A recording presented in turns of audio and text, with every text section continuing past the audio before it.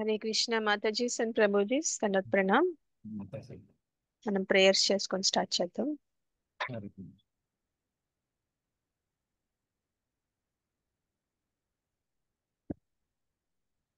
ఓం అజ్ఞానతిమిరంధస్య జ్ఞానాంజనశలాకయా చక్షురున్మిలితం येन తస్మై శ్రీ గురవే నమః. శ్రీచైతన్యమనోభీష్టం స్థాపితం येन భూతలే స్వయం రూపः కదా మహ్యం దదాతి స్వపదాంతికం. వందేహం శ్రీగురో శ్రీయుతపదకమలం శ్రీగురూన్ వైష్ణవాంశ్చ శ్రీరూపం సాగ్రజాతాం సహగణ రఘునాథాన్వితం తం సజీవం साद्वैतं सावधूतं परिजन सहितं कृष्ण चैतन्य देवं श्रीराधा कृष्ण पादान् सहगण ललिता श्री विशाखान्वितांश्च हे कृष्ण करुणा सिन्धो दीनबन्धो जगत्पते गोपेश गोपिका कान्त राधा कान्त नमोऽस्तुते. तप्त कांचन गौरांगी राधे वृंदावनेश्वरी वृषभानुसुते देवी प्रणमामि हरिप्रिये. नमो विष्णुपादाय कृष्णप्रेष्ठाय भूतले श्रीमते भक्तिवेदांत स्वामिनिति नामिने. नमस्ते सारस्वते देवे गौरवाणी प्रचारिणे निर्विशेष शून्यवादी पाश्चात्य देशतारिणे. वाञ्छाकल्पतरुभ्यश्च कृपा सिन्धुभ्य एव च पतितानां पावनेभ्यो वैष्णवेभ्यो नमो नमः.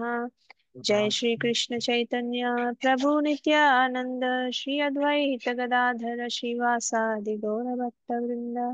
हरे कृष्णा कृष्ण कृष्णा हरे हरे हरे राम राम राम हरे हरे. जय जय श्री चैतन्य जय नित्यानंद जय अद्वैत चंद्र जय गौर भक्त वृंद. जय जय श्री चैतन्य जय नित्यानंद जय अद्वैत चंद्र जय गौर भक्त वृंद. जय जय श्री चैतन्य जय नित्यानंद जय अद्वैत चंद्र जय गौर भक्त वृंद. ओम नमो भगवते वासुदेवाय. ओम नमो भगवते वासुदेवाय. ओम नमो भगवते वासुदेवाय. नारायणं नमस्कृत्यं नरं चैव नरोत्तमं देवीं सरस्वतीं व्यासं ततो जयमुदीरयेत्. नष्टप्रायेषु भद्रेषु नित्यं भागवत सेवया भगवती उत्तमश्लोके भक्तिर्भवति नैष्टिकी. कृष्णाय वासुदेवाय देवकी नन्दनाय च नन्दगोपकुमाराय गोविन्दाय नमो नमः. मुखं करोति वाचालं पङ्गुं लङ्घयते गिरिं यत्कृपातमहं वन्दे श्रीगुरुं दीनतारणं परमानन्दमाधवं श्रीचैतन्य ईश्वरम्. श्री श्री राधा मदन मोहन की जय. श्री श्री गौर निताई की जय. श्री श्री श्री जगन्नाथ बलराम सुभद्रा मैया की जय. जगत गुरु पतित पावन श्रील प्रभुपाद की जय. श्रीमद् भगवद गीता की जय. अनंत कोटि वैष्णव वृंद की जय.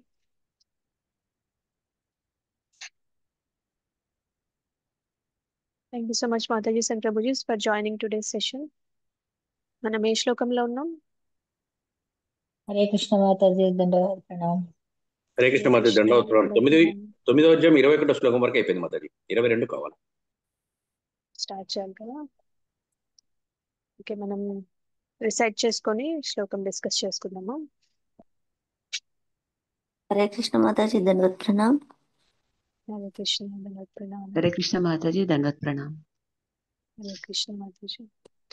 అనన్యాశ్చింతయంతో మాం అనన్యా చింతయంతో మాం ఏ జన పర్యుపాసతే ఏ జన పర్యుపాసతే తేషాం నిత్యాభియుక్తానాం తేషాం నిత్యాభియుక్తానాం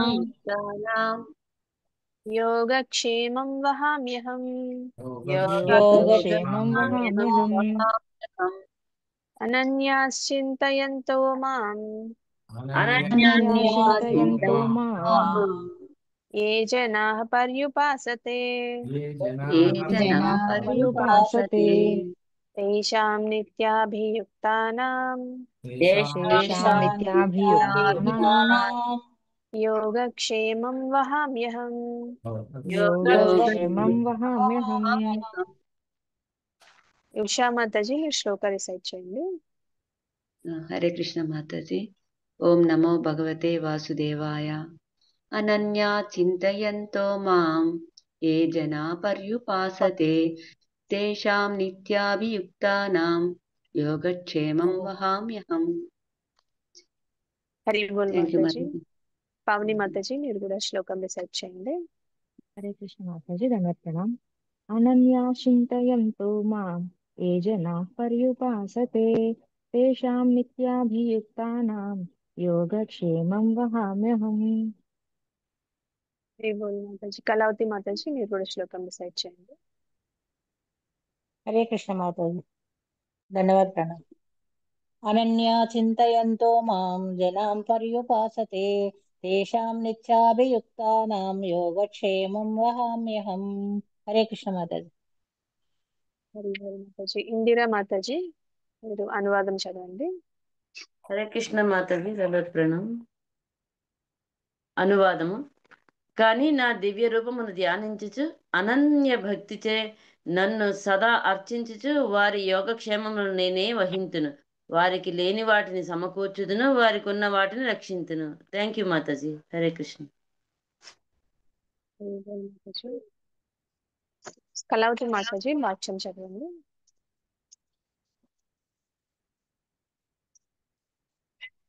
అన్మ్యూట్ చేసుకున్నాం. భాష్యము. శ్రీల ప్రభుపాదకు జై.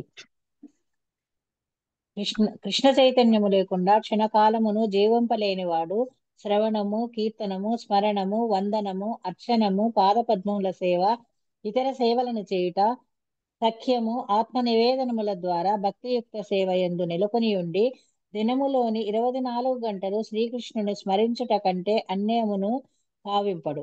అట్టి కార్యములన్నీయు భక్తుని ఆత్మానుభూతి యందు పరిపూర్ణుని కావింపగలవు. కనుకనే అవి సర్వమంగళకరములు మరియు ఆధ్యాత్మిక శక్తివంతములై ఉండును. కనుక దేవాది దేవుని సాంగత్యమును పొందుటయే అతని ఏకైక వాంఛ కాగలదు. అట్టి భక్తుడు నిస్సందేహముగా ఎట్టి అవరోధములు లేకుండా భగవానుని భౌతిక జీవన స్థితికి తిరిగి రాడు లేకుండా భగవానుని చేరగలడు. ఇదియే యోగమనబడును. భగవానుని కృపచే అట్టి భక్తుడు ఎన్నడను ఈ భౌతిక జీవన స్థితికి తిరిగి రాడు. క్షేమము అను పదము భగవానుని దయతో కూడిన రక్షణమును సూచించుచున్నది. భగవానుడు యోగ ద్వారా కృష్ణ చైతన్యం పొందుటకు భక్తునకు తోడ్పడును. అతడు సంపూర్ణ కృష్ణ చైతన్యవంతుడైన పిమ్మట దుఃఖపూరితమైన బద్ధ జీవితమునకు తిరిగి పతనము చెందకుండా భగవానుడు రక్షించును. హరే కృష్ణ మాతాజీ ధన్యవాదాలు. హరి బోల్ మాతాజీ. Thank you so much. అయితే మనకి కృష్ణ ఏం చెప్తున్నారో చూద్దాం. ఇక్కడ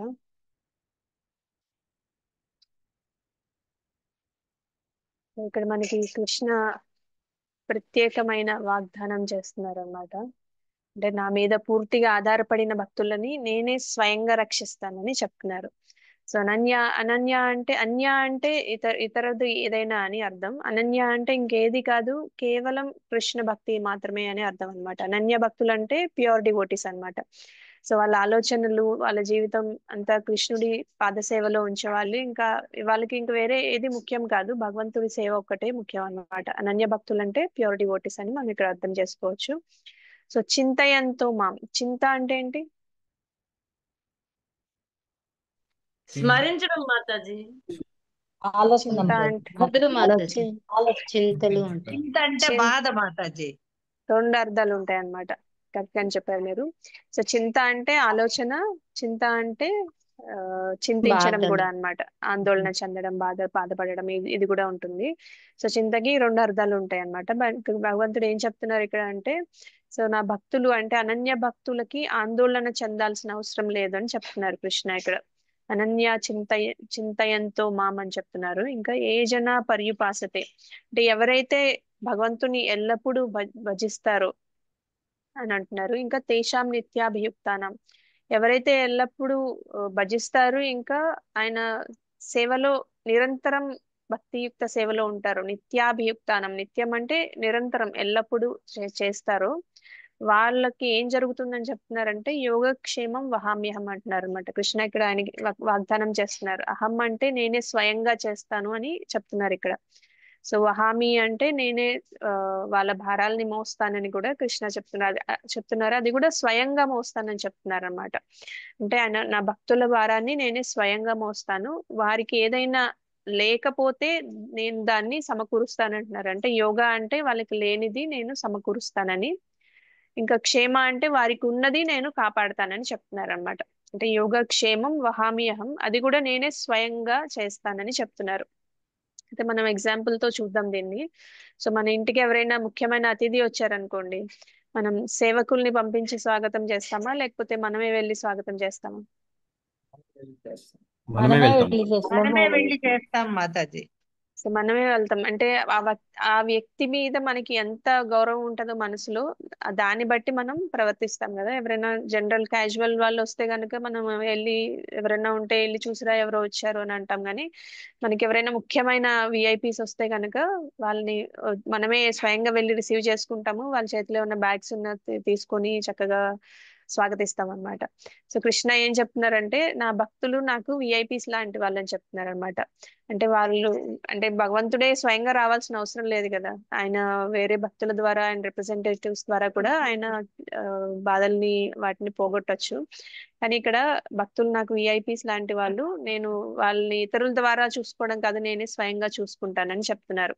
సో వహామ్యహం అంటే కృష్ణుడు భక్తుడి బాధ్యతను తన భుజాల మీద మోస్తారని కూడా మనకి తెలుసుకోవచ్చు అన్నమాట. ఇప్పుడు ఉపాధుల వారు కూడా మనకి చెప్పారు కదా, ఎవరైతే ఒక క్షణం కూడా కృష్ణ భావన లేకుండా ఉంటారో, 24 గంటలు భగవంతుని సేవతో ఉంటారో, ఆయన లీలలు వింటారు, ఆయన కీర్తిస్తారు, ఆయన జపం చేస్తారు, ఎవరైతే పూజిస్తారో సేవ చేస్తారో అలాంటి భక్తుల్ని కృష్ణ 2 విధాలుగా కాపాడతారని చెప్తున్నారు. యోగా అంటే భక్తుడికి కావాల్సింది సమకూరుస్తారు, క్షేమం అంటే ఆయనకు ఉన్నదాన్ని రక్షిస్తారని చెప్తున్నారు. సో ఇంకా కృష్ణుడు అది కూడా ఎవరికి అవుట్ సోర్స్ చేయరు, ఆయన భక్తులకి ఆయన అనుచరులకి ఆ సేవ ఇవ్వరు అనమాట. సో స్వయంగా ఆ బాధ్యతను నేనే తీసుకుంటానని చెప్తున్నారు అనమాట. సో హామ్యహం అనే వర్డ్ కి ఇంత మీనింగ్ ఉంటుంది. ఇంకా కృష్ణ ఏం చెప్తున్నారంటే నువ్వు నన్ను ప్రేమతో భజించు, నేను నీకు కావాల్సిన దాన్ని సమకూరుస్తాను, నీకు లేని దాన్ని సమకూరుస్తాను, ఉన్నదాన్ని రక్షిస్తాను, అది కూడా స్వయంగా నేనే చేస్తానని చెప్తున్నారు అనమాట. అంటే ఎవరైతే భగవంతుడి మీద పూర్తిగా ఆధారపడతారో ఆయన భారాన్ని నేనే మోస్తాను స్వయంగా అని చెప్తున్నారు అనమాట. అంటే మన పని ఏంటంటే మనం భక్తితో ఉండడం, కృష్ణుడి పని మిగతాది అంతా కృష్ణుడు చూసుకుంటారని మనం అనుకోవచ్చు అనమాట ఇక్కడ. సో యోగా అంటే ఏంటి జనరల్ గా? ధ్యానం.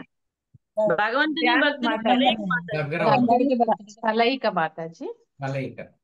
భగవంతుడితో మనకు ఉన్న కనెక్షన్, కనెక్ట్ అవటం మాతాజీ. ఏకాగ్రతతో ఉండటం కూడా మాతాజీ. సో భగవంతుడితో మన సంబంధం ఏర్పరచుకోవడం అన్నమాట యోగా అంటే. అంటే మనం భక్తియుక్త సంబంధాన్ని భగవంతునితో ఏర్పరచుకుంటే అది భక్తి యోగా అంటారు. సో కృష్ణ ఏమంటున్నారు, నీ యోగాని నేను కాపాడుతాను అంటే నీకు నాతో ఉన్న కనెక్షన్ ఏదైతే ఉందో, అది భక్తియుక్త కనెక్షన్ ఏదైతే ఉందో ఆ సంబంధాన్ని నువ్వు కోల్పోకుండా నేను చూసుకుంటాను అని అర్థం అనమాట ఇక్కడ.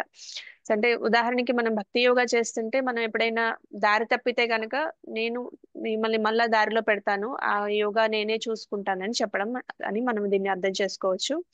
క్షేమం అంటే రక్షించడం అనమాట, లేదంటే మనకి ఏదైతే ఉన్నదో అది కాపాడడం. కానీ ఇక్కడ భగవంతుడు ఏమంటున్నారంటే నువ్వు నీకేదైతే ఉందో నేను కాపాడుతాను, నీకేదైతే లేదో అది నేను ఇస్తానని చెప్తున్నారు అనమాట. సో మనకి ఏదైనా లేదంటే దాన్ని భర్తీ చేస్తారు, మనకి ఏదైనా ఆల్రెడీ ఉందంటే ఆధ్యాత్మికంగా దాన్ని కాపాడతారు. సో మనం మెటీరియల్ గా చూడకూడదు, దీన్ని ఆధ్యాత్మికంగా చూడాలన్నమాట. ఇప్పుడు ఇక్కడ కృష్ణ ఒక గొప్ప ఆ, ఇది మనకి ఒక సూత్రం చెప్తున్నారు అనమాట. భక్తి యోగికి ఆయనకి ఇచ్చే సహాయం ఇతరుల యోగులకి కూడా దొరకదని చెప్తున్నారు అనమాట. అంటే కర్మయోగికి, జ్ఞానయోగికి, అష్టాంగ యోగికి, వీళ్ళందరికీ భగవంతుడికి ప్రత్యేక రక్షణ అనేది ఉండదన్నమాట. ఇక్కడ ఏదైతే చెప్తున్నారో యోగక్షేమం వహామ్యహం అనేది, ఇది అప్లికబుల్ ఓన్లీ టు భక్తి యోగీస్ అన్నమాట. మిగతా అన్ని యోగీస్ కి అది అప్లికబుల్ కాదు. అంటే భక్తి యోగా చేసే వాళ్ళకి భగవంతుడు ప్రత్యేక రక్షణ ఇస్తారు, అది ప్రత్యేకంగా ఆయన స్పెషల్ గా చూసుకుంటారు. మనకి ఏదైతే ఎవరైతే విఐపీస్ వస్తారో వాళ్ళని ఎలా స్పెషల్ గా రిసీవ్ చేసుకుంటామో భగవంతునికి శుద్ధ భక్తులు విఐపీస్ తో సమానం అంట, అందుకని ఆయన స్పెషల్ గా చూసుకుంటారని చెప్తున్నారు అన్నమాట. సో ఇంకా అది కూడా నేను అవుట్ సోర్స్ చేయను ఎవరికి అని క్లియర్ గా చెప్పారు మనకి. సో మనకి దీంట్లో మనకి ఏమర్థం అవుతుందంటే మనం కూడా అనన్య భక్తి లాగా మారాలి, భగవంతుడు మిగతాదంతా చూసుకుంటారు అని మనం తెలుసుకోవచ్చు ఇక్కడ. అంటే మనకి ప్రహ్లాద్ మహారాజ్ గాని, ద్రౌపది గాని, గజేంద్ర గాని, ధ్రువ మహారాజ్ గాని, ఇలాంటి ఎగ్జాంపుల్స్ చాలా ఉన్నాయి కదా. భగవంతుడు స్వయంగా వచ్చి సాయం చేశారా లేదా? ద్రౌపది వస్త్రాపహరణం అయినప్పుడు కృష్ణ స్వయంగా వచ్చారా? వచ్చారు మాతాజీ. ఇక ప్రహ్లాద్ ఆ, ఆ, పిలిచినప్పుడు కూడా వచ్చారు. ఈ స్తంభంలో ఉంటాడా అంటే నరసింహ అవతారంలో వచ్చారు కదా. వచ్చారు ఇక గజేంద్ర పిలిచినప్పుడు వచ్చారా? వచ్చారు. ఇక ధ్రువ మహారాజ్ పిలిచినప్పుడు కూడా వచ్చారు కదా. ఓం నమో భగవతే వాసుదేవాయ అని ఆయన ఆ, ఆ, ధ్యానం చేసినప్పుడు 6 నెలల తర్వాత విష్ణుమూర్తి అవతారంలో వచ్చి ఆయనకి దర్శనం అనేది ఇవ్వడం జరుగుతుంది కదా. సో స్వయంగా వచ్చారు కదా. ఎస్ అంటే మాతాజీ. అనన్య భక్తి చేస్తే కనుక స్వయంగా వస్తారు అనేది మనం క్లియర్ గా అర్థమవుతుంది ఇక్కడ. సో యోగా అంటే మనం కృష్ణుడి వైపు చేరడానికి మనం చేసే ప్రయత్నం. అంటే మనం జపం చేయడం గాని, కీర్తన చేయడం గాని, శ్రవణం చేయడం గాని, ఇవన్నీ మన యోగాలో పాటు భక్తి యోగాలో మనం ఏదైతే చేస్తామో అవన్నీ మనం కృష్ణుడిని వైపు చేరడానికి చేసే ప్రయత్నం, మన కృష్ణుడితో సంబంధాన్ని పెట్టుకోవడానికి చేసే ప్రయత్నం అన్నమాట. అది మన ప్రయత్నం. క్షేమం కృష్ణుడు ఇచ్చే ప్రతిఫలం లాంటిది అనమాట. క్షేమం అంటే మన ప్రయత్నానికి భగవంతుడు చూపే ప్రతిస్పందన. సో కృష్ణ ఎలా రెసిప్రొకేట్ చేస్తారు అనేది మనం ఇక్కడ క్లియర్ గా తెలుసుకోవచ్చు.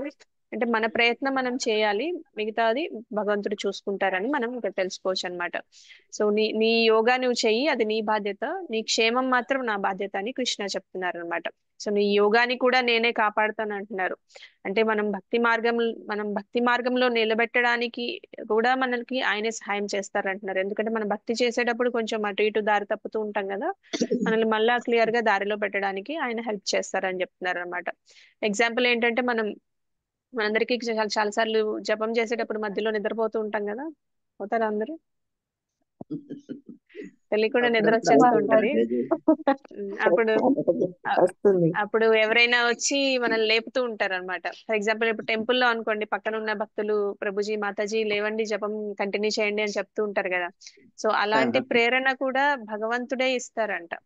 అంటే మనకి ఏదైతే మనం భక్తి దారి నుంచి ఆ పక్కకు వస్తూ ఉంటామో, మనకి ఎవరైతే మిగతా చుట్టుపక్కల భక్తులు, భగవంతుని ప్రతినిధులు ఎవరైతే ఉంటారో, మనకి ఇంట్లో వాళ్ళు కూడా కొన్నిసార్లు లేపుతూ ఉంటారు కదా, వాళ్ళకు కూడా ఆ ప్రేరణ భగవంతుడే ఇస్తారనమాట. సర్లే పడుకుంటే పడుకొని, నిద్ర వస్తుంది, జపం చేయకపోతే ఏం పోయింది అని వదిలేయకుండా లెగువు జపం చేసుకో అని చెప్పేవాళ్ళు భగవంతుడి ప్రతినిధులు, భగవంతుని ప్రేరణతోనే అది చేస్తారని మనకి ఇక్కడ తెలుసుకోవచ్చు. ఇంకా మనం భక్తిలో ముందుకు వెళ్ళడానికి మాత్రమే కొంతమంది మన జీవితంలోకి వస్తూ ఉంటారు అనమాట. కొంతమంది అడ్వాన్స్ డివోటీస్, వాళ్ళు ఏదైనా చెప్పారంటే మనకి అది మైండ్ లో పడిపోతూ ఉంటుంది. అది కూడా మనకి భగవంతుడు మన భక్తిని కాపాడడానికే ఇలాంటి ఏర్పాట్లన్నీ చేస్తారంట. సో ఫర్ ఎగ్జాంపుల్ ఇప్పుడు మనకి కొన్నిసార్లు స్క్రిప్చర్స్ చదువుతున్నా కూడా కొన్ని అర్థం కావు, కానీ వేరే అడ్వాన్స్ డివోటీస్ ని, సీనియర్ డివోటీస్ ని అడుగుతూ ఉంటాం కదా, వాళ్ళు చక్కగా వివరిస్తారు, మనకి క్లియర్ గా అర్థమవుతుంది అనమాట. ఆ సహాయం కూడా మనకి భగవంతుడే ఇస్తారంట. సో కృష్ణుడు ఆ భక్తుడి ద్వారా మనకి ఆ మార్గదర్శనం చేస్తున్నారని మనం అర్థం చేసుకోవచ్చు అన్నమాట. అందుకే మనం ఏం గుర్తుంచుకోవాలంటే మన భక్తి మార్గంలో ఎదురయ్యే ప్రతి సహాయం, ప్రతి ప్రేరణ అది భగవంతుడి దయ, భగవంతుడి కరుణ వల్ల వస్తున్నాయి అని మనం తెలుసుకోవాలి. ఇంకా మనం కృతజ్ఞతతో ఉండాలంట భగవంతుడికి. ఈ భక్తి మార్గంలో మనం ఇంత ముందుకు వెళ్ళడానికి ఇంత అరేంజ్మెంట్స్ చేసావు కృష్ణ, నీకు చాలా థ్యాంక్స్ అని మనం ఆ కృతజ్ఞతతో ఉండాలని చెప్తున్నారు అన్నమాట ప్రభుపాదుల వారు కూడా. అంటే ఇప్పుడు క్షేమం అంటే కృష్ణుడు మనకి ఏమేం కాపాడతారు?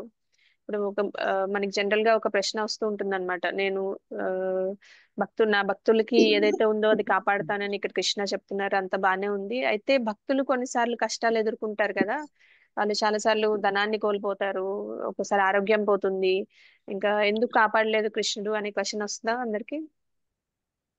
వస్తుందా రాదు?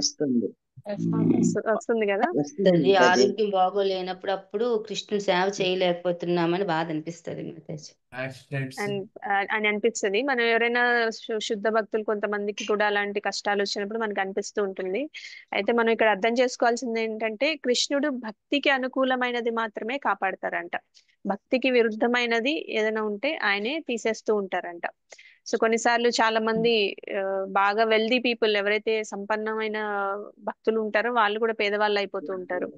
అండ్ ఆ సంపద వల్ల అతను కృష్ణుడిని మర్చిపోయే ప్రమాదం ఉంటే దాన్ని కృష్ణుడే స్వయంగా తీసేస్తారంట, ఎందుకంటే ఆయనలో భక్తిని కాపాడడానికి. సో అదే నిజమైన క్షేమం అని చెప్తున్నారు అన్నమాట ప్రభుపాదుల వారు. అయితే కృష్ణ మన భక్తిని కాపాడతారు, మన భక్తి దారిలో అడ్డంకుల్ని తొలగిస్తారు, ఇంకా మనకి సరైన సాంగత్యాన్ని భక్తుల అసోసియేషన్ ఇస్తారు, ఇంకా సరైన మోటివేషన్ ప్రేరణ భక్తుల ద్వారా మనకి ఇస్తూ ఉంటారు అన్నమాట. సో మనం చేయాల్సిందల్లా మనం కృతజ్ఞతతో భక్తి మార్గంలో ప్రయాణం చేయడమే అన్నమాట. సో ఇంకా మన భక్తులందరూ కూడా ఒకే స్థితిలో ఉండరు కదా. ఉదాహరణకి మనకి సుధామ బ్రాహ్మణ చూసుకుంటే ఆయన చాలా పేదవాడు.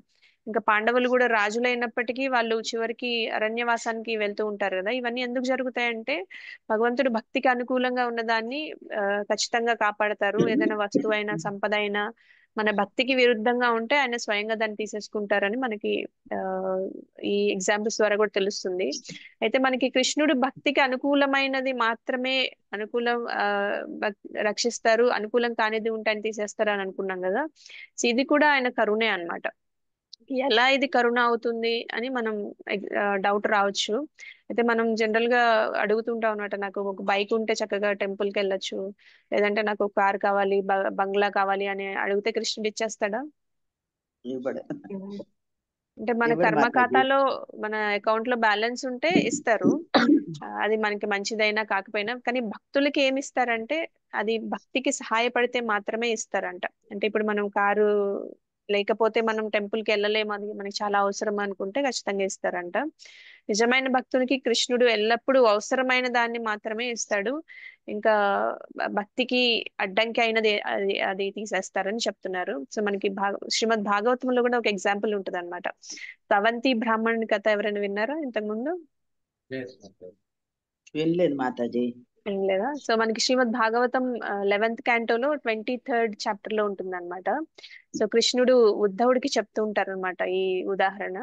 సో ఒకసారి అవంతి నగరం అంటే ఇప్పుడు మనకి ఉజ్జయిని అని ఉంటుంది కదా, మన ఉజ్జయిని అనే ప్రాంతాన్ని ఇంతకుముందు అవంతి నగరం అనేవాళ్ళు. దాంట్లో ఆ నగరంలో ఆ ప్లేస్ లో ఒక బ్రాహ్మణుడు ఉండేవాళ్ళు అనమాట. సో ఆ బ్రాహ్మణుడు బాగా చదువుకున్న ఆయన, శాస్త్రాలన్నీ చదివేశారు, ఇంకా మంచి కుటుంబంలో పుడతారు. ఇంకా కాకపోతే ఏంటంటే ఆయన ప్రాబ్లం ఏంటంటే ఆయనకి బాగా గ్రీడీ పర్సన్ అన్నమాట. చాలా లోభం అనేది చాలా ఉంటుంది ఆయనకి. ఎవరికి సహాయం చేయడు, ఒక పైసా కూడా దానం చేయడు. బంధువులకు కానీ పేదవాళ్ళకి కానీ ఎవరైనా యాత్రికులు వచ్చినా కూడా ఎవరికి ఒక రూపాయి కూడా ఇచ్చేవాడు కాదనమాట. ఎందుకంటే ఆయన అనుకునేవాడు అంట, ఇప్పుడు నేను ఈ ఈ రూపాయి నేను వీళ్ళకి ఇచ్చేస్తే గనక నాకు దాచిపెట్టుకున్నదంతా అయిపోతుంది, నేను ఆనందంగా ఉండలేను అని అనుకుంటూ ఉండేవాడు అనమాట. అలా దాచుకుంటూ తను ఆనందించలేదు, ఇతరుల్ని కూడా ఆయన ఆస్తి వల్ల ఆయనకున్న డబ్బుతో ఇతరుల్ని కూడా ఎవరిని ఆనందానికి గురి చేయలేదు అనమాట. సో అయితే కొంతకాలం తర్వాత ఏమవుతుందంటే ఆ ఒకసారి దొంగలు పడి మొత్తం దోచేసుకుంటారు. ఇంకా ఆయన కొంతమంది బంధువులు కూడా మోసం చేస్తారు. ఇంకా రాజులు చాలా ట్యాక్స్లు వేసేస్తారు అనమాట ఆయనకి, ఈయనకి ఇంత ఆస్తి ఉందనేసి. చివరికి మొత్తం అంతా కోల్పోతాడు అనమాట, బాగా పేదవాడు అయిపోతాడు. సో ఇంతకు ముందు లాగా వాళ్ళ కుటుంబం ఎవరైతే ఉంటారో భార్య పిల్లలు వాళ్ళు బంధువులు ఎంత ప్రేమగా ఉండే వాళ్ళు, ఆయనకి డబ్బు ఉన్నప్పుడు వాళ్ళందరూ వదిలేసి వెళ్ళిపోతారు అనమాట. సో అప్పుడు అతనికి అర్థమవుతుంది, సో నేను ఇవాళ ఇంతకు ముందు ఇంత ప్రేమగా చూసుకున్న వాళ్ళు నన్ను డబ్బు పోగానే ఇంత నీచంగా చూస్తున్నారంటే నిజంగా నా డబ్బు మీదే వాళ్ళకి ప్రేమ ఉంది కానీ నా మీద లేదు అనేది అతనికి అర్థమవుతుంది అనమాట. సో ఇంకా చాలా ఒంటరిగా అయిపోతాడు అనమాట. అతను ఇంకా ఆలోచిస్తాడు అనమాట, అయ్యో నా జీవితం అంతా నేను సంపాదించడం కోసమే గడిపాను, అసలు ఒక్క రూపాయి కూడా దానం చేయలేదు, అసలు భగవంతుడి సేవ కూడా చేయలేదు. నేను భగవంతుడి సేవ కోసమే మనిషి జన్మ వచ్చిందని నాకు తెలిసి ఇన్ని శాస్త్రాలు చదివాను, అయినా సరే నాకు నేను ఈ కొంచెం కూడా చేయలేకపోయానని బాధపడతాడు అనమాట. సో ఆయన అనుకుంటాడు ఈ బాధకి కారణం ఎవరో కాదు, నా మైండే నా మైండే నేను చేసిన కర్మ ఫలితమే అని అనుకుంటాడు. ఆయన ఇంకా అనుకుంటాడు, నా భార్య నా పిల్లలు ఈ దొంగలు ఇవన్నీ కాదు నన్ను నాశనం చేసింది, నా మనస్తత్వమే నన్ను నాశనం చేసిందని అతను గ్రహిస్తాడు అనమాట. సో అప్పుడు ఏం చేస్తాడంటే ఆయన కొంచెం ఇంకా ఆయన శాస్త్రాల్లో చదువుకున్నది, ఆయనకి ఆత్మజ్ఞానం అనేది తెలుస్తుంది కాబట్టి ఇంకా ఇంటిని వదిలేసి కుటుంబాన్ని వదిలేసి ఇంకా మొత్తం అన్ని వదిలేసి చక్కగా ఒక ఇది బెగ్గింగ్ బౌల్ ఉంటుంది కదా, అది తీసుకొని ఆ, పాత బట్టలు వేసుకొని భగవన్నామ స్మరణ చేసుకుంటూ భిక్షాటన చేసుకుంటూ ఆ భిక్ష పాత్ర పట్టుకొని వెళ్తూ ఉంటాడు అనమాట. ఇంకా భగవంతుడి మీదే కంప్లీట్ గా ఆయన ఆధారపడతాడు అనమాట ఇప్పుడు. ఇంకా అప్పుడు మైండ్ కొంచెం ప్రశాంతంగా అనిపిస్తుంది ఆయనకి. ఇంకా అతను వీధుల్లో తిరుగుతూ భిక్షాటన చేస్తూ ఉంటే, ఇంతకు ముందు తిరిగిన ప్లేస్లే కదా, చిన్నపిల్లలు ఇంకా వాళ్ళకి తెలిసిన వాళ్ళందరూ అతన్ని ఆట పట్టిస్తూ ఉండేవాళ్ళు అనమాట. ఆహా ఇంత ఆ, ఇప్పుడు పని లేకుండా పోయిందా ఓ బ్రాహ్మణుడా నీకు, ఇంకా అన్నీ అయిపోయి యోగి అయిపోయావా ఏంటి, సన్యాసి అయిపోయావా, ఇంకా భిక్షాటన చేస్తున్నావా అని బాగా ఎగతాళి చేసేవాళ్ళు అంట. ఇక ఒక్కసారి కానీ అతనికి కోపం వచ్చేది కాదంట. ఇదంతా నా కర్మ ఫలితమే, ఈ నన్ను అవమానించే వాళ్ళు తప్పేం లేదు, నా మనసే నాకు శత్రువు అని అనుకుంటూ ఉండేవాళ్ళు అనమాట. ఎందుకంటే ఆయనకి ఆత్మజ్ఞానం అనేది తెలిసింది కాబట్టి ఆయన ఎవరిని దూషించే వాళ్ళు కాదనమాట. సో తర్వాత ఆయన ఆ, ఒక అద్భుతమైన ఇది అవంతి బ్రాహ్మణుని గీత అని ఉంటుందన్నమాట. మనం ఏదైతే 11th క్యాంటో 23rd శ్లోక 23rd చాప్టర్ లో 42nd నుంచి 55th శ్లోక వరకు అవంతి బ్రాహ్మణ గీత అంటారనమాట. సో ఆయన ఒక గీత రాస్తారనమాట. దాంట్లో ఏం రాస్తారంటే, నా ఆ, ఈ అశాంతమైన మనసు నాకు శత్రువు. మనం చెప్పుకున్నాం కదా ఇంతకు ముందు కూడా, మనం అర్జున కృష్ణకి చెప్పినప్పుడు చెప్తారు, నీ మనస్సే నీకు శత్రువు, నీ మనస్సే నీకు మిత్రుడు అని కూడా చెప్తూ ఉంటారు. అంటే మనం కంట్రోల్ చేసుకుంటే మన మైండ్ ని, మనకి బెస్ట్ ఫ్రెండ్ అవుతుంది అనమాట మైండ్. అదే మనం అన్కంట్రోల్డ్ మైండ్ ఉందనుకో, మనం కంట్రోల్ చేసుకోలేకపోతే, మనం మైండ్ కంట్రోల్లోకి వెళ్ళిపోతే అంతకన్నా పెద్ద శత్రువు ఉండరు అని చెప్తూ ఉంటారు అనమాట. సో అతను దాంట్లో అదే రాస్తారు. ఇంకా చివరిగా ఏమంటారంటే, ఇప్పుడు నా మనస్సుని ముకుందుడి పైనే నిలబెడతాను, ఆ ఆయన మీదే నేను ఆధారపడతాను, ఆయనే నాకు పరమ శరణాగతి అని ఆయన చెప్తారనమాట. సో ఇక్కడ మైండ్ కంట్రోల్ అనేది ఎంత ఇంపార్టెంటో ఆయన చెప్తారనమాట. మనం కంట్రోల్ చేసుకుంటే మనకి బెస్ట్ ఫ్రెండ్, మనం కంట్రోల్ చేసుకోకపోతే మనకి వర్స్ట్ ఎనిమీ అని కూడా చెప్తూ ఉంటారనమాట. సో అది ఆయనకి వచ్చిన రియలైజేషన్.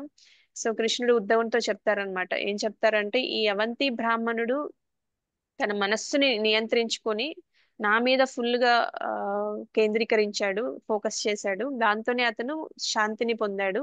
అంటే కృష్ణ ఏం చెప్తున్నారంటే, బేసికలీ డ్యువాలిటీస్ ఉంటాయి, ఏవైతే ద్వంద్వాలు ఉంటాయో వాటిని సహించి భక్తిలో స్థిరంగా ఉంటే గనక వాళ్ళకి బంధనాల నుంచి నేను విముక్తి ప్రసాదిస్తానని ఉద్ధవుడితో కృష్ణ చెప్పారనమాట. సో కృష్ణ చెప్పిన యోగక్షేమం వహామ్యహం అంటే, ఆయన భక్తుల కోసం ఏది లేదో అది ఇస్తారు, ఏది ఉందో దాన్ని కాపాడతారు. కానీ ఈ సూత్రాన్ని మనం ఎలా అర్థం చేసుకోవాలంటే, కొన్నిసార్లు మనకి కన్ఫ్యూజన్ గా ఉంటది అనమాట. ఇప్పుడు బ్రాహ్మణుడికి ఉన్నదంతా తీసేసుకున్నారు, కానీ ఆయన మంచి దారిలోకి వచ్చారు కదా, ఆయనకి ఆత్మజ్ఞానం అనేది వచ్చింది, ఆయనకి ఆ ధనం ఉండడం వల్లే అతను ఆనందంగా ఉన్నా అనుకున్నాడు, కానీ అసలు విషయం మర్చిపోయాడు అనమాట. భగవంతుని సేవ చేయాలి, భక్తి చేయాలి అనే విషయాన్ని మర్చిపోయాడు. దాన్ని గుర్తు చేయడం కోసం అతని దగ్గర ఉన్నదంతా తీసేసుకున్నారు, ఇంకా ఆయన్ని కరెక్ట్ దారిలో పెట్టారని మనం దీని నుంచి తెలుసుకోవచ్చు. ఇంకా మనకి కొన్నిసార్లు ఇంకా కన్ఫ్యూజన్స్ వస్తూ ఉంటాయి. బలి మహారాజు స్టోరీ విన్నప్పుడు కూడా, బలి మహారాజు స్టోరీ అందరికి తెలుసు కదా, తెలుసా? తెలుసు మాతాజీ, అదే భగవంతుని దయ రక్షణ ఆ భక్తుల మీద ఎంత గొప్పగా ఉంటుందనేది మనకి బలి మహారాజ్ స్టోరీ కూడా చెప్తూ ఉంటది. సో బలి మహారాజ్ ఎంత ధనవంతుడు, చాలా ధనవంతుడు మాతాజీ. చాలా ధనవంతుడు. అంటే మనకి 3 అంతస్తులు ఇల్లు ఉంటే మనం చాలా ధనవంతులు అనుకుంటాం, లేదంటే 3 ఇల్లు ఉంటే చాలా ధనవంతులు అనుకుంటాం. కానీ బలి మహారాజ్కి 3 లోకాలు ఉన్నాయన్నమాట. సో 3 లోకాలు, ముల్లోకాలు ఆయనవే. ఇంకా ఆయన వామనదేవ్ వచ్చి చిన్న బాలుడు రూపంలో వస్తారు కదా, కాషాయ వస్త్రాలు ధరించి మంచి తేజస్తో, ఇంకా చేతిలో ఈ కవచ కుండలం తీసుకొని వస్తారు. ఇంకా ఆయన ఏం అడుగుతారు బలి మహారాజుని? 3 అడుగు మూడు అడుగుల నేల దానవుడు. 3 అడుగుల భూమి దానాన్ని అడుగుతారు. సో బలి మహారాజు మనసులో ఒక చిన్న గర్వం ఉంటదంట. ఏంటంటే, నేను చాలా పెద్ద దాతను, నేను ఏదైనా ఎవరైనా నన్ను అడిగితే గనక నేను ఆ ఏది ఇవ్వకుండా ఉండను, నేను చాలా పెద్ద దాతని అని కొంచెం చిన్న గర్వం ఉంటుందంట. సో అయితే ఆయన వామన్ దేవ్ 3 అడుగుల భూమి అడిగినప్పుడు బలి మహారాజ్ నవ్వుతూ అంటారంట, "ఆ, నువ్వు చాలా చిన్న బాలుడివి, నీకు అర్థం కావట్లేదు, నేను నీకు 10 జన్మలకు సరిపోయేంత దానం ఇవ్వగలను, నువ్వెందుకు 3 అడుగుల భూమి ఎందుకు అడుగుతున్నావు అని వామన్ దేవుని అడుగుతారంట బలి మహారాజ్. అప్పుడు వామన్ దేవ్ చెప్తాడంట, బలి మహారాజ్ తృప్తి అనేది ఆ గుణం లేకపోతే గనక, ఆ తృప్తి అనేది లేకపోతే, నువ్వు 3 అడుగులు ఇచ్చిన సంతోషం ఉండదు, నాకు 3 లోకాలు ఇచ్చిన సంతోషం ఉండదు అని, అంటే చాలా పెద్ద లెక్చర్ చెప్తారనమాట ఆయన బలి మహారాజ్ కి తృప్తి అనే విషయం గురించి. సో తర్వాత తర్వాత ఏమవుతుందంటే వామనుడు, వామన్ దేవ్ ఏమవుతారు, మహాకాయుడుగా మారిపోతారు కదా. మొదటి అడుగుతో భూమిని, రెండవ అడుగుతో ఆకాశాన్ని కవర్ చేసేస్తారు. తర్వాత 3వ అడుగు ఎక్కడ వేయాలని అడుగుతారు అనమాట. ఇప్పుడు బలి మహారాజ్కి అర్థమవుతుంది. అర్థమైన తర్వాత బలి మహారాజు అంటే జనరల్ గా ఏమంటారంటే, వామన్ దేవు నువ్వు మాట ఇచ్చి తప్పావు, మాట ఇచ్చి తప్పావు అంటే నీకు నరకానికి వెళ్తావు అని వెంటనే గరుడాన్ని పిలుస్తారంట. గరుడ వచ్చి గరుడ పాశంతో ఆయన్ని కట్టేస్తారంట. ఇంకా అప్పుడు బలి మహారాజ్కి అర్థమవుతుంది అంటే, నన్నదర్ దాని విష్ణుమూర్తి అని, విష్ణువే నా దగ్గరికి ఇలా వామనదేవ రూపంలో వచ్చారని అర్థమయ్యి, అయితే నా తల మీద మీ 3వ అడుగు వేయండి అని ఆయన తల ఆఫర్ చేస్తారంట. తల వంచి భక్తితో అంటారంట, నా తల మీద వేయండి, నా అహంకారం నా గర్వం అంతా తొలగిపోవాలి అనేసి. సో అలా బలి మహారాజ్ కోణంలో చూస్తే కృష్ణుడు బలి మహారాజు సర్వస్వాన్ని తీసేసుకుంటారు. ఏమైనా ఇస్తున్నారా, తీసుకుంటున్నారా ఇక్కడ? తీసుకుంటున్నారు. తీసుకుంటారు. మరి ఆయన బలి మహారాజ్ గొప్ప భక్తుడు, మరి ఆయనకి యోగక్షేమం వహామ్యహం ఎక్కడ చేసినట్టు అనిపిస్తుందా? ఇచ్చుకుంటారు మాతాజీ, భగవంతుడు చేస్తారు బలి మాతాజీ. మహారాజ్ ఇచ్చుకుంటారు. బలి ఆయన మహారాజ్ ద్వారం దగ్గర ఇచ్చుకుంటారు. ద్వారం దగ్గరనే ఉంటాడు. ఆయన ద్వారం దగ్గరనే ఉంటారు విష్ణుమూర్తి. అదే కాదు ఆయనకి బా, ఏమి ఇచ్చారు అనేది కాపలాగా మనం ఉంటారు, కాపలాగా ఆయన ఉంటారు. తల మీద కాలు పెట్టారు, అదే ఆయన స్పర్శ తగిలింది, భగవంతుడి స్పర్శ. అయితే నిజానికి కృష్ణుడు బలి మహారాజ్ సంపద అంతా తీసుకొని ఆయనని రక్షించారనమాట. అంటే మనం అనుకుంటాం ఈ సంపద అంతా తీసేసుకున్నారు, అన్యాయం చేశారని అనిపించకూడదు మనకి. ఇక్కడ కృష్ణ ఏం చేశారంటే బలి మహారాజ్ సంపద అంతా తీసుకొని ఆయన్ని, ఏదైతే ఆయనకి చిన్న గర్వం ఉంటుందో దాని నుంచి ఆయన్ని రక్షించారనమాట. ఇప్పుడు సుధామ బ్రాహ్మణుడి దగ్గర సంపద లేకపోతే భగవంతుడు ఇచ్చారు కదా, అది కూడా ఆయన రక్షించడానికే అంట. ఎందుకంటే సుధామ బ్రాహ్మణుడికి ఒక చిన్న గర్వం ఉంటుందంట, నేను చాలా పేదవాడిని, నేను చాలా త్యాగశీలిని అని, అందుకే చాలా సంతోషంగా ఉన్నానని, కొంచెం లైట్, ఆయన భక్తుడైనప్పటికీ కొద్దిగా ఎక్కడో లైట్ టింజ్ ఆఫ్ గర్వం అనేది కొంచెం ఉంటదంట. సో దాన్ని తీసేయడానికి ఆయనకి ఇంద్రుడు అంత సంపద అనేది ఇస్తారనమాట. సో ఆ ఇంద్రుడు అంత సంపద వచ్చిన తర్వాత ఆయన ఇంకా హంబుల్ అయిపోతారంట సుధామ. ఇప్పుడు బలి మహారాజ్ దగ్గర నుంచి ఎక్కువ సంపద తీసేసుకొని కూడా ఆయన అలా రక్షిస్తారనమాట. ఆయనకి ఏదైతే గర్వం ఉందో, అంటే సుధామునికి ఇచ్చిన దానం కూడా భగవంతుడి కృపే, బలి మహారాజ్ దగ్గర నుంచి తీసేసుకున్నది కూడా భగవంతుడి కృపే అన్నమాట. ఎందుకంటే సుధాముడి దగ్గర ఆ గర్వం తీసేయడానికి కృష్ణ ఆయనకి ఏదైతే నేను త్యాగశీలిని, పేదవాడిని, చాలా సంతోషంగా ఉన్నాను అనే ఆ చిన్న గర్వాన్ని తీసేయడానికి అలా చేశారు. ఇంకా అందుకే ఆయన సుధాముని రాజులాగా ధనవంతుని చేసి ఇంకా వినయశీలుని చేశారనమాట. అదేవిధంగా బలి మహారాజ్ దగ్గర నేను పెద్ద దాతను అనే గర్వం ఉంటుంది కదా, అది భగవంతుడు ఆ గర్వాన్ని తొలగించేస్తారనమాట. ఆయన సర్వస్వాన్ని తీసేసుకొని ఆయనకి భక్తి మార్గంలో ముందుకు వెళ్ళడానికి సహాయం చేస్తారనమాట. సో కృష్ణుడు ఇచ్చినా తీసుకున్నా రెండు ఆయన కృప అని మనకు అర్థం అవుతుంది అనమాట. సో యోగక్షేమం వహామ్యహం అంటే భక్తునికి అనుకూలమైనదే భగవంతుడు కాపాడతాడు. భక్తికి అనుకూలమైనది, భక్తికి అనుకూలమైనదే భగవంతుడు కాపాడతాడు. భక్తికి ప్రతికూలమైనది ఏదైతే ఉంటుందో ఆయన స్వయంగా దాన్ని తీసేస్తారని మనం ఈ 2 ఎగ్జాంపుల్స్ నుంచి తెలుసుకోవచ్చు అనమాట. అందుకే మనం ఎప్పుడు ఇలా ఆలోచించాలంట, నువ్వు ఏది ఇచ్చినా ఏది తీసుకున్నా అది నా భక్తి ప్రయాణానికి మేలు చేసే నిర్ణయమే అవుతుంది, మీరే నాకు బెస్ట్ వెల్ విషర్ కృష్ణ అని మనం ఎప్పుడు అనుకుంటూ ఉండాలంట. ఇదేంటి కృష్ణ ఇలా చేసావు, నా దగ్గర ఇది ఉంటే ఇది తీసేసుకున్నావు, నా ఆరోగ్యం పోయింది, నా ఆస్తి పోయింది, నా సంపద పోయింది. కొంతమంది చిన్న చిన్న పిల్లలు కూడా వాళ్ళు ఈ లోకం వదిలి వెళ్ళిపోతూ ఉంటారు, పెద్దవాళ్ళు చాలా బాధలు పడుతూ ఉంటారు. సో మనం ఏం ఆలోచించాలంటే, ఈ ఎగ్జాంపుల్స్ ద్వారా మనకి ఏం తెలుస్తుంది, ఈ శ్లోకం ద్వారా మనకి ఏం తెలుస్తుంది అంటే, భగవంతుడు మనకి ఏది తీసుకున్నా ఏది ఇచ్చినా అది మన భక్తి ప్రయాణానికి మేలు చేసే నిర్ణయమే అని మనం ఒక ఆలోచనలో ఉండాలన్నమాట. అయితే మనకి ఇంకొక స్టోరీ ఒకటి చెప్పుకుందాము. ఆ ఇంకోటి ఏంటంటే, మనకి భగవంతుడు స్వయంగా వాళ్ళ భారాన్ని మోస్తాను అని అంటారు కదా, అది ఎలాగో ఒకసారి చూద్దాం. సో ప్రభుపాదుల వారి కథ ఎప్పుడు చాలాసార్లు చెప్తూ ఉంటారు. స్వయంగా యోగక్షేమం ఎలా చూస్తారు అనేది మనకి ఈ స్టోరీలో క్లియర్ గా అర్థమవుతుంది అనమాట. సో అర్జునాచార్య అని ఎవరైనా విన్నారా? వినలేదు మాతాజీ. మాతాజీ. సో అర్జునాచార్య అని ఒక భక్తుడు ఉండేవాళ్ళు అనమాట. సో ఆయన రోజు భగవద్గీత, భాగవతం, ఆయన కూడా మంచి బ్రాహ్మణుడు, చక్కని కుటుంబంలో పుట్టారు, మంచి శాస్త్రాలు అవి నేర్చుకున్నారు. ఇంకా కాకపోతే ఆయన ప్రతిరోజు ఒక అలవాటు ఉంటుంది ఆయనకి, ఏంటంటే భగవద్గీత, భాగవతం రెండు చదువుతూ ఉంటారు. చదివిన తర్వాత దానికి బాగా డీప్ గా, లోతుగా అర్థం చేసుకోవడానికి ప్రయత్నం చేస్తూ ఉంటారు అనమాట. సో ఆయన ఒక రోజు ఈ 9.22 శ్లోకం చదువుతున్నారంట. భగవద్గీత మనం ఇప్పుడు ఏదైతే చదివామో ఆ శ్లోకం చదువుతున్నారంట. అనన్యాశ్చింతయంతో మాం ఏ జన పర్యుపాసతే తేషాం నిత్యాభియుక్తానాం యోగక్షేమం వహామ్యహం అని చదివారు. చదివిన తర్వాత దాని అర్థం ఏదైతే ఉందో అది చూస్తున్నారనమాట. దాని అర్థం ఏమర్థమైందంటే ఆయనకి, ఎవరైతే భగవంతుణ్ణి అంటే నన్ను ఏకాగ్రతతో భజిస్తారో వారికి కావాల్సిన దాన్ని నేను సమకూరుస్తాను, వారి దగ్గర వాళ్ళకి లేని దాన్ని నేను సమకూరుస్తాను, వాళ్ళకి ఉన్నదాన్ని నేను కాపాడతాను అని, అది కూడా నేనే స్వయంగా కాపాడతాను అని ఉంటుందన్నమాట. సో అయితే అర్జునాచార్యుల వారికి ఒక డౌట్ వస్తుంది అనమాట. ఏంటంటే ప్రతి పదానికి ఆయనకి లోతైన అర్థం తెలుసుకునే అలవాటు ఉంది కదా. ఆయన ఈ లోతైన అర్థం తెలుసుకున్నప్పుడు వహామ్యహం అన్న పదం దగ్గర ఆగిపోతారనమాట.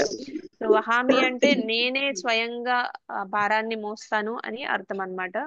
అప్పుడు ఆయనకి ఈ డౌట్ వస్తుంది అనమాట. కృష్ణుడు భక్తుల్ని భారాల్ని స్వయంగా మోయాల్సిన అవసరమే ఉంది, ఆయన గొప్ప పరమేశ్వరుడు కదా, ఆయన ఎందుకు ఇలా చేస్తారు అనిపించి ఆయన ఇదేదో పుస్తకంలో చాలా ఏదో మిస్టేక్ ఉందని చెప్పేసి వహామి అనే పదం ఏదైతే ఉంటుందో దాన్ని కొట్టేస్తారనమాట పెన్తో.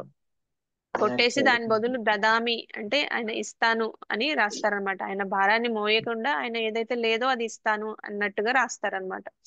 ఇంకా రాసిన తర్వాత ఆయన సరే నాకు ఇంకా ఆయనకి టైం అవుతుంది అనమాట. ఇంకా వెళ్ళి చక్కగా నదీ స్నానానికి వెళ్ళి భిక్షాటన చేసుకొని భిక్ష తెచ్చుకొని ప్రసాదం తీసుకోవాలి. సో ఆయనకి ఆ టైం అవుతుంది కాబట్టి ఇంకా అది దాని నుంచి బయటకు వచ్చేస్తారు.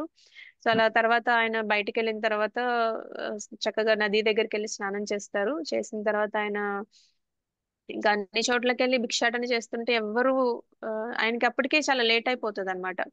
ఈ ఈ శ్లోకం గురించి ఆలోచిస్తూ ఆలోచిస్తూ బాగా లేట్ అయిపోతుంది. అందరూ ఊర్లో అందరు తినేసి పడుకుంటారు అనమాట. ఆల్మోస్ట్ పడుకుంటారు కానీ ఆయనకి వెళ్ళి ఎవరి దగ్గర అడిగినా కూడా వాళ్ళ దగ్గర ఏమీ ఉండదన్నమాట ఇవ్వడానికి. సో ఇంకా సరే అని ఇంతలో వాళ్ళ భార్య ఇంట్లో ఒంటరిగా ఉంటుంది. సో వాళ్ళ ఇంటికి ఇద్దరు పిల్లలు వస్తారనమాట. ఒకతను నల్లగా ఉంటాడు, ఒకతను తెల్లగా ఉంటాడు అన్నమాట. చిన్న పిల్లలు ఇద్దరు మంచి తేజస్సుతో ఉంటారు. మీకు అర్థమైందా ఎవరు నల్లగా ఉంటారు తెల్లగా ఉంటారు ఇద్దరు పిల్లలు అంటే? అర్థమైపోయింది కదా. కృష్ణ బలరాములు వస్తారనమాట వాళ్ళ ఇంటికి. వచ్చి పెద్ద పెద్ద సరుకులు, బియ్యము, వాళ్ళకి కూరగాయలు, పప్పులు ఉప్పులు అన్ని కావాల్సినవి అన్ని వాళ్ళ అంత చిన్న పిల్లలు పెద్ద పెద్ద వస్తువులు అవన్నీ మోసుకుంటూ స్వయంగా వస్తారనమాట వాళ్ళ ఇంటికి. వస్తే ఆమె చూస్తుంది అనమాట. ఒక బాబేమో నల్లగా నీలి మేఘంలో మెరిసిపోతున్నాడు, కళ్ళు కూడా పద్మాల్లా ఉన్నాయి, తలలో చిన్న నెమలి పింఛం పెట్టుకున్నాడు. ఆ ఇంకా ఇంకా ఇంకొక బాబేమో చక్కగా తెల్లగా ఉన్నాడు, మంచి తేజస్తో ఉన్నాడు అని చూస్తూ ఉంటుంది అనమాట. ఆవిడ అడుగుతుంది, ఏంటి ఇంత ఇంత బరువులు మోసుకొని ఎందుకు వస్తున్నారు, ఎవరు పంపించారు మిమ్మల్ని అంటే, ఈయన అర్జునాచార్యుల వారు దగ్గర మేము శిష్యులము, ఆయనే మమ్మల్ని ఇక్కడ పంపించారు, మీకోసం ఇవన్నీ తీసుకొచ్చాము అని చెప్తారనమాట. సో అయితే ఆమె అడుగుతుంది అనమాట, ఏంటి నా భర్త ఇంత చిన్న పిల్లలతో ఇంత పెద్ద బరువు మోయిస్తున్నాడా, అసలు ఎందుకు ఇలా చేస్తున్నాడు అని అడుగుతుంది అనమాట ఆవిడ. అంటే అవును, మమ్మల్ని చాలా బాధ పెడుతున్నాడు మీ మీ భర్త, మమ్మల్ని మోసం కూడా చేశాడు, మమ్మల్ని ఇంకా కొట్టాడు కూడా అనేసి వెనకాల కృష్ణ వెనకాల ఆయన కొట్టిన వాతలు చూపిస్తారనమాట. అంటే ఆయన వహామి అనే పదాన్ని కొట్టేస్తారు కదా, ఆ కొట్టేసింది ఆయనకి గీతల్లాగా ఆయన వీపు మీద పడతాయి అన్నమాట. అయితే ఎర్రగా చారలు కనిపిస్తాయి అనమాట. ఆమెకు భయం వేస్తుంది, అమ్మో నా భర్త ఇంత కఠినాత్ముడా అని ఆమె చాలా బాధపడుతూ ఉంటది అనమాట. ఇంకా ఇద్దరిని లోపలికి పిలిచి చక్కగా వాళ్ళకి మంచి సేవ చేసి పంపించేస్తుంది అనమాట. సో తర్వాత ఆయన అర్జునాచార్యులు వాళ్ళ ఇంటికి వచ్చేసరికి వాళ్ళ భార్య జనరల్ గా వంట చేసేసి, ఆయన ఏమీ లేదని ఫీల్ అవుతూ వస్తూ ఉంటాడు. ఇంకా ఆవిడ వంట చేసేసి చక్కగా ఆమె తింటూ ఉంటది అనమాట. జనరల్ గా ఆమె రోజు ఏం చేస్తుందంటే ఆయన వచ్చే వరకు వెయిట్ చేసి ఆయనకి వడ్డించి ఆయన తిన్న తర్వాత ఆవిడ తీసుకునేది అనమాట ప్రసాదం. కాకపోతే ఆ రోజు ఆయన మీద చాలా కోపం వస్తుంది అనమాట, పిల్లలిద్దరిని అంత బాధ పెట్టారనేసి. ఇంకా ఆమె ఏం చేస్తుందంటే చక్కగా కూర్చొని ఆయన వచ్చే టైంకి కరెక్ట్ గా కూర్చొని తింటూ ఉంటుంది అనమాట.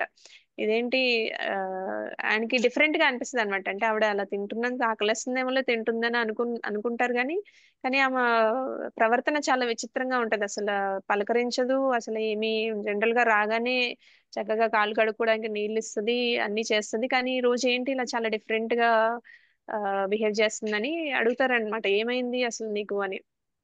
అంటే ఏమవడం ఏంటి, అసలు మీరు చేసే పనులు నాకు నచ్చట్లేదు అది ఇదని ఆవిడ అంటూ ఉంటారు అనమాట. సో నేనేం చేశాను అసలు, ఇవన్నీ ఎక్కడి నుంచి వచ్చినాయి, నేను ఇంకా ఏమీ సరుకులు తీసుకురాకుండానే వంట చేయడానికి నీకు ఇవన్నీ పదార్థాలు ఎక్కడి నుంచి వచ్చినాయి అని అడుగుతారు అనమాట. అడిగితే మీ ఎక్కడి నుంచి రావడం ఏంటి, మీరే కదా పంపించారు ఇద్దరు పిల్లల్ని, ఆ వాళ్ళిద్దరిని అంత హింసించారు, వాళ్ళ చేత అంత పని చేపిస్తున్నారు, నాకు అందుకనే కోపం వచ్చింది అది ఇదని చెప్తారనమాట. అయితే అర్జునాచార్యుల వారికి ఆ వృత్తాంతం అంతా విన్న తర్వాత ఆయనకి డౌట్ వస్తుంది అనమాట. పిల్లలు ఎలా ఉన్నారో చెప్పు అంటే ఆవిడ చెప్తారనమాట, ఇలా ఒక పిల్లవాడు ఇలా నీలిమేఘ వర్ణంలో ఉన్నాడు, ఇంకా తలలో నెమలి పింఛం ఉంది, ఇంకా ఇంకొక పిల్లవాడేమో తెల్లగా ఉన్నాడు అని వర్ణించగానే ఆయనకి అర్థమైపోతుంది అనమాట. ఇంకా ఆయన వెంటనే కన్నీళ్లు పెట్టుకుని నేలపై పడిపోతారు. తర్వాత కొంతసేపు అయిన తర్వాత లేచి చూస్తారనమాట. ఆయనకి అర్థమవుతుంది ఇంకా స్వయంగా కృష్ణ బలరాములే నా దగ్గరికి వచ్చారు అనేది అర్థమవుతుంది ఆయనకి. ఇంకా వెళ్ళి వెంటనే ఆయన బుక్ దగ్గర వెళ్ళి చూస్తారనమాట. నేను ఏదైతే చదివానో అది కరెక్టే అయితే నేను వహామీని దదామి అని రాశాను, సో అది కొట్టేయడం వల్లే అని వెళ్ళి చూస్తే అది ఆల్రెడీ తుడిచేసి ఉంటుంది అనమాట. మళ్ళీ అది దదామి పోయి వహామి అనే ఉంటుంది అనమాట. ఆ ఆ గీత మాత్రం అలానే ఉండిపోతది. ఆ గీత భగవంతుడి లీలకి గుర్తుగా అలానే ఉంచేస్తారనమాట.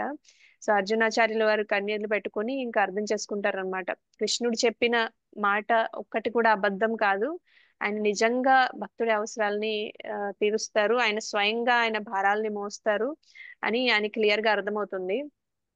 సో దానివల్ల ఈ వహామి అనే పదం ఎంత ఇంపార్టెంట్ అనేది మనకి శ్రీల ప్రభుపాదుల వారు కూడా ఎప్పుడు చెప్తూ ఉంటారన్నమాట.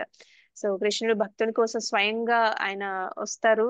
అండ్ మనం ఇందాక కూడా అనుకున్నాం కదా, ప్రహ్లాద్ మహారాజు, ద్రౌపది, ఇంకా ధ్రువ మహారాజు, గజేంద్ర వీళ్ళందరికీ కూడా స్వయంగానే వచ్చారు కదా, అలానే అర్జునాచార్యుల వారికి కూడా అలా స్వయంగా ఆ వచ్చి చక్కగా ఆయనకి ఆ డౌట్ ఏదైతే ఉందో అది క్లారిఫై చేస్తారనమాట.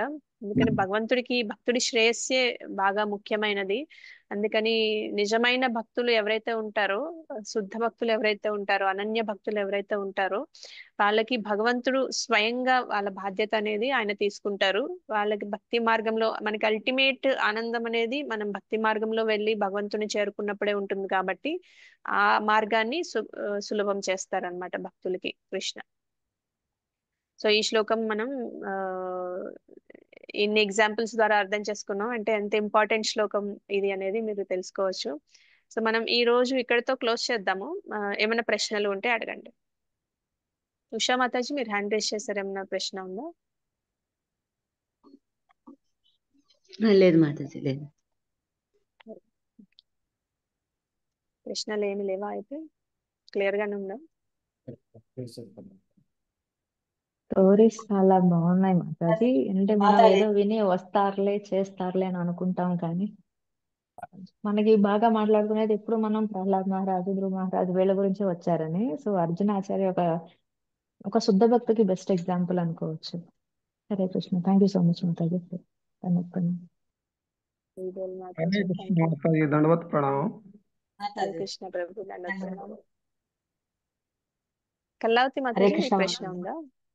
హరే కృష్ణ లేదు మాతాజీ, మాతాజీ. దండవత్ ఇప్పుడు ప్రణామం. భక్తుడికి మాతాజీ భక్తుడికి భగవంతుడు ఏ విధంగా ఆదుకుంటాడు, వాళ్ళకి అవసరమైనవి ఏ విధంగా తీరుస్తాడు అనేది 3 ఎగ్జాంపుల్స్ ద్వారా చాలా బాగా చెప్పారు మాతాజీ మీరు. హరి బోల్ మాతాజీ. మనకి భాగవతంలో స్టోరీస్ చాలా ఉంటాయి. భక్తుల గురించి వింటేనే మనకి కూడా అర్థమవుతుంది. మనకి చాలా డౌట్స్ కూడా ఉంటాయి కదా, భగవంతుడు ఏంటి నేను ఎంత జపం చేస్తున్నా నాకు ఇది అవ్వట్లేదు అది అవ్వట్లేదు అని అనుకుంటూ ఉంటాం కదా, మనకి నిజంగా ఏది ఇస్తారు ఏది తీసేస్తారు అనేది మనకి ఇక్కడ క్లియర్ గా తెలుస్తుంది. సో భక్తుల ఎగ్జాంపుల్స్ ద్వారా మనం చాలా నేర్చుకోవచ్చు అన్నమాట. ఇవన్నీ గుర్తుంచుకోవడం కొంచెం కష్టం మాతాజీ. దేనికి అవసరమైనది అది గుర్తుపెట్టుకోవాలంటే చాలా సార్లు వినాలి మాతాజీ. దీన్ని వింటేనే మనకు గుర్తుండిపోతుంది. ఒక్కొక్క ఎగ్జాంపుల్ గుర్తుండే ఒక్కొక్క శక్తి దాన్ని కూడా మనకి తీసుకుంటాం. భగవంతుడే ఇస్తారు. మనం సిన్సియర్ గా ప్రయత్నం చేస్తూ ఉంటే మనకి భగవంతుడే ఆ శక్తి కూడా ఇస్తారు. అవును మాతాజీ. హరిబోల్ మాతాజీ.